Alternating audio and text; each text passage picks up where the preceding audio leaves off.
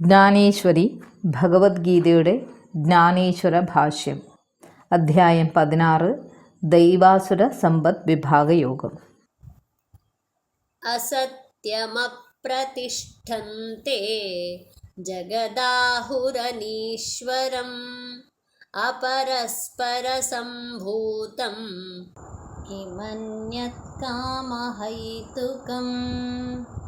ഈ ജഗത്ത് സത്യമായ ഒരു വസ്തുരൂപത്തോടു കൂടിയതല്ലെന്നും അതിന് ഒരു ആധാരമില്ലെന്നും വ്യവസ്ഥാപകനായിട്ട് അതിനൊരു നിയന്താവില്ലെന്നും സ്ത്രീ പുരുഷ സംയോഗം കൊണ്ടുണ്ടായതാണെന്നും സ്ത്രീ പുരുഷന്മാരുടെ കാമം തന്നെയാണ് അതിൻ്റെ കാരണമെന്നും അല്ലാതെ മറ്റ് എന്ത് കാരണമാണുള്ളതെന്നും ആസുരീ സമ്പന്നന്മാർ വാദിക്കുന്നു.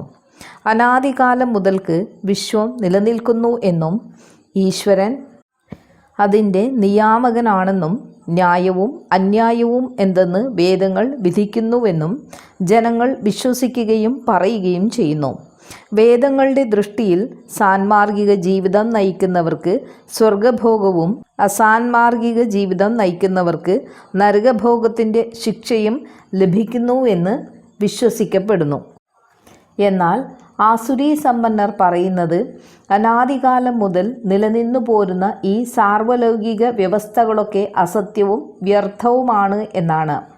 യജ്ഞങ്ങളിൽ ഭ്രമിക്കുന്ന യാചകർ യജ്ഞങ്ങളാൽ വഞ്ചിക്കപ്പെടുന്നുവെന്നും ദേവാരാധനാ ഭ്രാന്തന്മാർ വിഗ്രഹാരാധന മൂലം വഴിതെറ്റിപ്പോകുന്നുവെന്നും കാവ്യവസ്ത്രധാരികളായ യോഗികൾ സമാധിയിലൂടെ അനുഭവിക്കുന്ന ചിത്തഹർഷത്താൽ വ്യാമോഹിതരാകുന്നുവെന്നും അവർ പറയുന്നു.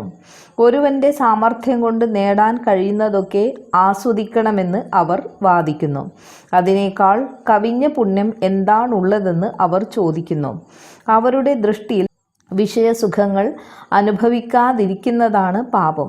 ശാരീരികമായ അവശത കൊണ്ട് വിഷയാനുഭവങ്ങൾക്ക് കഴിയാതെ വന്നാൽ അതാണ് ഏറ്റവും വലിയ ദുഃഖമെന്ന് അവർ വിശ്വസിക്കുന്നു.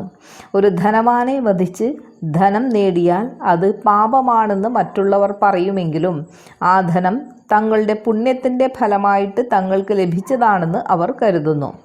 അശക്തനെ നശിപ്പിക്കുന്നത് ബലവാന് ദോഷം വരുത്തുമെങ്കിൽ വലിയ മത്സ്യങ്ങൾ ചെറിയ മത്സ്യങ്ങളെ വിഴുങ്ങിയിട്ടും വലിയ മത്സ്യങ്ങളുടെ വംശനാശം വരാത്തത് എന്തുകൊണ്ടാണ്? സന്താനവർദ്ധനവിനായി വധൂവരന്മാരുടെ വംശപാരമ്പര്യവും കുടുംബസ്ഥിതിയും മറ്റും നോക്കിയാണ് വിവാഹം നടത്തുന്നത്. എന്നാൽ ഇതൊന്നും നോക്കാത്ത പക്ഷി മൃഗാദികളുടെ വംശപരമ്പര അനുദിനം വർദ്ധിച്ചു വരികയല്ലേ ചെയ്യുന്നത്? ശുഭമുഹൂർത്തം നോക്കി അവറ്റകളുടെ കല്യാണം ആരെങ്കിലും നടത്തുന്നുണ്ടോ?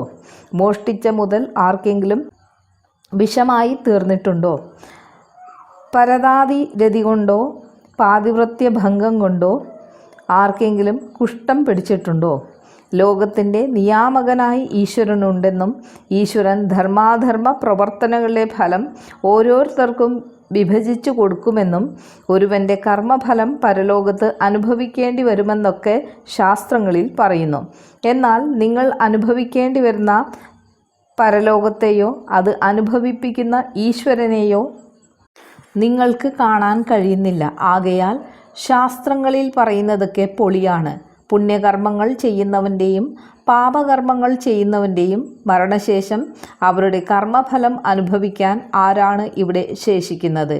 ദേവേന്ദ്രൻ ഉർവശിയോടൊത്ത് രമിക്കുന്ന സുഖം മലത്തിൽ കിടക്കുന്ന കീടവും അനുഭവിക്കുന്നതായി നാം കാണുന്നു. അതുകൊണ്ട് സ്വർഗവും നരകവും പുണ്യത്തിന് ലഭിക്കുന്ന പാരിതോഷികമോ പാപത്തിന് ലഭിക്കുന്ന പകരം വീട്ടലോ അല്ല. ഈ രണ്ടിടത്തും കാമവികാരപരമായ സുഖത്തിൻ്റെ സംതൃപ്തി കൊണ്ടാണ് ആനന്ദം ലഭിക്കുന്നത്. സ്ത്രീ പുരുഷന്മാരുടെ വിഷയാസക്തമായ കാമവും യോഗവും കൊണ്ടാണ് ഈ ജഗത്ത് ജനിക്കുന്നതും നിലനിൽക്കുന്നതും. മനുഷ്യന് പ്രയോജനപ്രദങ്ങളായ കാര്യങ്ങളെ അവൻ്റെ വികാരങ്ങൾ വളർത്തുന്നു. എന്നാൽ അവയ്ക്ക് ഊനം തട്ടുമ്പോൾ പരസ്പര വിദ്വേഷത്തിലൂടെ ഈ വികാരങ്ങൾ ലോകത്തെ തകർക്കുന്നു. ഇപ്രകാരമാണ് ആസുരീ വർഗത്തിൽപ്പെട്ട ജനങ്ങൾ സംവദിക്കുന്നത്.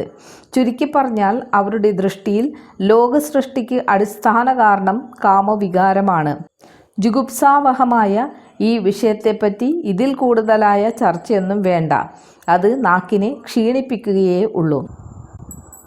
ഏതാം ദൃഷ്ടിമവഷ്ടഭ്യ नष्टात्मानोऽल्पबुद्धयः प्रभवन्त्युग्रकर्माणः क्षयाय जगतो हिताः. ഇപ്രകാരമുള്ള ലോകവീക്ഷണത്തെ അവലംബിച്ചുകൊണ്ട് നഷ്ടചിത്തന്മാരായും അല്പബുദ്ധികളായും ക്രൂരകർമ്മികളായും ഇരിക്കുന്നവർ ജഗത്തിന് വിരോധികളായി ഭവിച്ച് തനിക്കും ലോകത്തിനും ശത്രുക്കളായി ജഗത്തിൻ്റെ നാശത്തിനായി വന്നു ജനിക്കുന്നു. ഇപ്രകാരം ഈശ്വരനെ തിരസ്കരിച്ചിട്ട് അവർ പൊള്ളയായ സംസാരങ്ങളിൽ ഏർപ്പെടുന്നു എന്ന് മാത്രമല്ല, ഈശ്വരൻ ഇല്ലെന്നുള്ള ദൃഢവിശ്വാസത്തിൽ അവർ എത്തിച്ചേരുന്നു. അവർ ധർമ്മവിരോധികളാണെന്നുള്ള ധാരണ പരത്തുന്നു. നാസ്തിക്യം അവരിൽ വേരൂന്നിയിരിക്കുന്നു. സ്വർഗത്തെപ്പറ്റിയുള്ള പ്രത്യാശാസ്ഫുരണങ്ങളോ നരകത്തെപ്പറ്റിയുള്ള ഭീതിയോ അവരുടെ ചിത്തത്തിൽ നിന്ന് കൊഴിഞ്ഞു പോകുന്നു. ആധ്യാത്മിക വാസന എരിച്ചു കളഞ്ഞിരിക്കുന്നു. അവർ ദേഹബുദ്ധി കൊണ്ട് ശരീരത്തിൽ ബന്ധിതരാവുകയും മലിനജലത്തിലെ കുമിളകൾ പോലെ വിഷയസുഖങ്ങളാകുന്ന ചെളിക്കുണ്ടിൽ ഒടുങ്ങുകയും ചെയ്യുന്നു. കുളത്തിലെ ജലം വറ്റി മത്സ്യത്തിൻ്റെ മരണം ദൈവകൽപ്പിതമാകുമ്പോൾ മത്സ്യത്തെ പിടിച്ചെടുക്കുവാനായി മുക്കുവർ വന്നു ചേരുന്നത് പോലെയോ, ശരീരം ക്ഷയിച്ച് കൊഴിഞ്ഞു പോകാറാകുമ്പോൾ എല്ലാ രോഗങ്ങളും ചേർന്ന് ശരീരത്തെ ആക്രമിക്കുന്നു. ലോകത്തിൻ്റെ വിനാശത്തെ സൂചിപ്പിച്ചുകൊണ്ട് ധൂമകേതു ആകാശത്തിൽ ഉദിക്കുന്നു. അതുപോലെ ഈ ലോകത്തെ നശിപ്പിക്കുന്നതിനായി ആസുരീ സമ്പന്നർ ജനിക്കുന്നു. അഗ്നി അതിൻ്റെ ചുറ്റും നോക്കാതെ എന്തിനേയും ദഹിപ്പിക്കുന്നത് പോലെ ഇവരുടെ മണ്ഡല പരിധിയിലെത്തുന്ന എല്ലാവരെയും ഇവർ നശിപ്പിക്കുന്നു. വിഷച്ചെടികളിൽ നിന്ന് വിഷത്തിൻ്റെ അങ്കുരങ്ങൾ മുളയ്ക്കുന്നത് പോലെ ആസുരീ വർഗത്തിൽപ്പെട്ടവർ പാപത്തിൽ നിന്ന് മുളച്ചു വന്നവരാണ്. അവർ യഥാർത്ഥത്തിൽ പാപത്തിൻ്റെ ചലിക്കുന്ന ദുഷ്കീർത്തി സ്തംഭങ്ങളാണ്. ഇനിയും എത്രത്തോളം താല്പര്യത്തോടെയാണ് ഇവർ ദുഷ്ടപ്രവർത്തികൾ ചെയ്യുന്നതെന്ന് ഞാൻ വിശദീകരിക്കാം. കാമമാശ്രിത്യ ദുഷ്പൂരം ദംഭമാനമദാൻവിതാഃ മോഹാദ് ഗൃഹീത്വാ സദ്ഗ്രാഹാൻ പ്രവർത്തന്തെ ശുചിവ്രതാഃ. ഒരിക്കലും തൃപ്തി വരാത്ത കാമത്തെ ആശ്രയിച്ചിട്ട് ദംഭം, മാനം, മദം എന്നീ ദുർഗുണങ്ങളോടുകൂടിയ അവർ അശുദ്ധങ്ങളായ വ്രതാചാരണങ്ങളിലും മറ്റും ഏർപ്പെട്ട് അവിവേകം ഹേതുവായി അസദ്വൃത്തരായി തന്നെ ജീവിതം നയിക്കുന്നു. ഒരു വലയ്ക്കകത്ത് വെള്ളം ഒഴിച്ചു നിറയ്ക്കാൻ സാധ്യമല്ല. എത്രമാത്രം ഇന്ധനം ഇട്ടുകൊടുത്താലും തപനൻ തൃപ്തനാവുകയില്ല. അതുപോലെ അതൃപ്ത പദാർത്ഥങ്ങളുടെ മുൻനിരയിൽ നിൽക്കുന്ന കാമത്തിന് ഹൃദയത്തിൽ മുൻഗണന നൽകി ജീവിതം നയിക്കുന്ന ഇവരെ ഒന്നുകൊണ്ടും തൃപ്തിപ്പെടുത്താൻ സാധ്യമല്ല. തന്നെയുമല്ല, ദമ്പും ദുരഭിമാനവും കാമാസക്തിക്ക് സഹായകമായി എത്തുകയും ചെയ്യുന്നു. മദം പൊട്ടി നിൽക്കുന്ന ഒരു മത്തേഭത്തിന് മദ്യം കൂടി നൽകിയാൽ കൂടുതൽ ഉന്മത്തനാകുന്നത് പോലെ പ്രായം കൂടുന്തോറും ഇവരുടെ അഹങ്കാരം വർദ്ധിച്ചു വരുന്നു. മൂർഖത്വവും മർക്കടമുഷ്ടിയും ഇവരുടെ സ്വഭാവത്തിൽ ഇടകലർന്നിരിക്കുന്നു. അപ്രകാരമുള്ളവരുടെ നിശ്ചയദാർഢ്യത്തെപ്പറ്റി എന്താണ് പറയുക? മറ്റുള്ളവർക്ക് കഷ്ടപ്പാടുണ്ടാക്കുന്നതിനും അവരുടെ ജീവിതം നശിപ്പിക്കുന്നതിനും വേണ്ടിയുള്ള പ്രവൃത്തികൾ ചെയ്യുന്നതിനാണ് ആസുരീ വർഗക്കാർ ജനനം മുതൽ ശീലിക്കുന്നത്. ലോകം വെറും തുച്ഛമാണെന്ന് കരുതുന്ന അവർ അവരുടെ അപദാനങ്ങളെ പുരപ്പുറത്ത് കയറി നിന്ന് കൊട്ടിഘോഷിക്കുന്നു. അവരുടെ കാമനകളുടെ വല 10 ദിശകളിലേക്കും വ്യാപിക്കത്തക്കവണ്ണം അവർ വീശുന്നു. സ്വതന്ത്രമായി നടക്കുന്ന ഒരു പശു കണ്ണിൽ കണ്ടതെല്ലാം തിന്ന് കൊഴുക്കുന്നത് പോലെ ആസുരീ സമ്പന്നർ അവരുടെ പാപങ്ങളെ വർദ്ധിപ്പിക്കുന്നു. ചിന്താമപരിമേയാഞ്ച പ്രളയാന്താമുപാശ്രിതാഃ കാമോപഭോഗപരമാഃ ഏതാവദിതി നിശ്ചിതാഃ ആശാപാശശതൈർബദ്ധാഃ കാമക്രോധപരായണാഃ ഈഹന്തെ കാമഭോഗാർത്ഥം അന്യായേനാർത്ഥസഞ്ചയാൻ. എന്ന് മാത്രമല്ല, മരണത്തോടുകൂടി മാത്രം അവസാനിക്കുന്ന ചിന്തകളിൽപ്പെട്ട് ലൗകിക കാമങ്ങളെ മാത്രം ലക്ഷീകരിച്ച് ഇതിൽ കൂടുതലൊന്നും നേടാനില്ലെന്ന് നിശ്ചയിച്ച് 100 കണക്കിലുള്ള ആശാപാശങ്ങളിൽ കെട്ടപ്പെട്ട് കാമക്രോധങ്ങൾക്ക് വശംവദരായി വിഷയസുഖത്തിനു വേണ്ടി അന്യായമായി സമ്പത്ത് കൈയടക്കി വയ്ക്കാൻ അവർ അതിയായി ഇച്ഛിക്കുന്നു. ഇപ്രകാരമുള്ള ലക്ഷ്യത്തിൽ ഉറച്ചു നിന്നുകൊണ്ട് ആസുരീ വർഗക്കാർ അവരുടെ കർമ്മപ്രവർത്തികൾ നിർവഹിക്കുന്നു. അവരുടെ മരണാനന്തര അവസ്ഥയിൽ എപ്രകാരം സുഖം ലഭിക്കുമെന്നുള്ള കാര്യത്തിൽ അവർ ഉത്കണ്ഠിതരാണ്. അവരുടെ ഉത്കണ്ഠ പാതാളത്തേക്കാൾ ആഴം കൂടിയതും ആകാശത്തേക്കാൾ ഉയരമേറിയതുമാണ്. അതുമായി താരതമ്യപ്പെടുത്തുമ്പോൾ ത്രിഭുവനങ്ങളും അണുവിനേക്കാൾ ചെറുതാണ്. ഒരു യുവസന്യാസിക്ക് സന്യാസധർമ്മങ്ങളെ ശരിയായിട്ടാണോ താൻ പാലിക്കുന്നതെന്നുള്ള ചിന്ത എപ്പോഴും ഉണ്ടായിരിക്കും. പതിവ്രതയായ ഒരു സ്ത്രീക്ക് മരണത്തിൽ പോലും തൻ്റെ ഭർത്താവിനെ പിരിയാൻ സാധ്യമല്ലെന്നുള്ള ചിന്തയാണ് സദാ ഉണ്ടായിരിക്കുക. അതുപോലെ ആസുരീ സമ്പന്നർക്ക് വിഷയസുഖങ്ങളെ പറ്റിയുള്ള ചിന്തയായിരിക്കും എപ്പോഴും ഉള്ളത്. അതെങ്ങനെ അനുഭവിക്കാമെന്ന് അവർ അനവരതം ഉത്കണ്ഠപ്പെടുന്നു. സ്ത്രീകളുടെ പാട്ട് കേൾക്കുന്നതിനും അവരുടെ ആകാരഭംഗി ആസ്വദിക്കുന്നതിനും അവരെ ആശ്ലേഷിക്കുന്നതിനും അവർ ആഗ്രഹിക്കുന്നു. സ്ത്രീകളിൽ നിന്ന് ലഭിക്കുന്ന സുഖത്തേക്കാൾ കവിഞ്ഞ സുഖമൊന്നുമില്ലെന്ന് അവർ കരുതുന്നു. ഇതിനുവേണ്ടി പാതാളത്തിലേക്ക് ഇറങ്ങാനോ ആകാശത്തിലേക്ക് ഉയരാനോ എല്ലാ ദിശകളിലേക്കും കുതിക്കാനോ അവർ സന്നദ്ധരാണ്. ഈ ആനന്ദം കൈവരിക്കുന്നതിന് അമൃത് പോലും ഉപേക്ഷിക്കുന്നതിന് അവർ തയ്യാറാണ്.